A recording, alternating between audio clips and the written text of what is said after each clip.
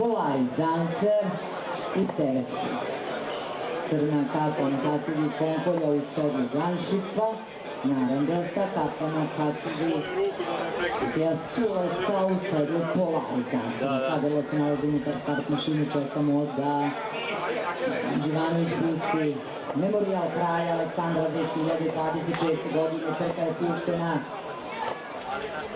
i slabiji start, bar isprva Polaris Dancera. Na čelo ide Amore Boj, bela kapa na kacigi belo-zelenog dresa Danijela Vujića, porodice Vujić. Na drugoj poziciji Golden Vega, Vega Racing tima, jedino trovo do grlu u trci. Na trećoj je Tinet, na četvrtoj Tačeva Star, na petoj Polaris Dancer, došao do pozicije koja mu odgovara. Galopira spolja Gavar,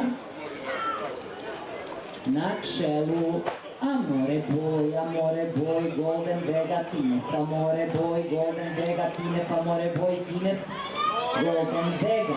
Na četvrtoj poziciji Tačova Star, na petoj poziciji Polaris Dancer, šesta pozicija Skoti do Koti, sedma pozicija Gavar, pa Sunset Ashram i Gunship.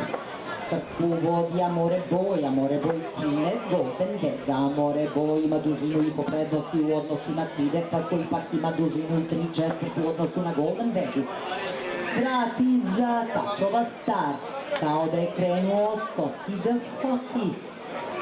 Potom Polaris Dancer, pa Gavar, pa Sunset Ashram, pa Gunship. Trku vodi Amore Boj, dužina i po prednosti u odnosu na Tinefa. Tinef je najuporniji u praćenju velikog konja Amore Boja. Amore Boj, Tinef, kao da Amore Boj povećava prednost.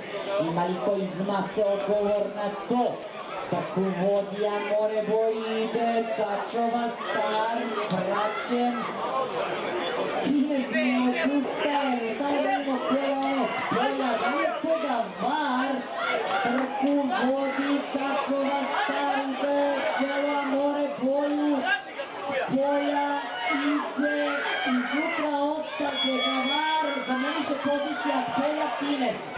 Tačova Star na čelu ove trke, na drugoj poziciji Amore Boj, bori se sa Gavarom Vujića, gura se Polaris Dancer na sredinu, ako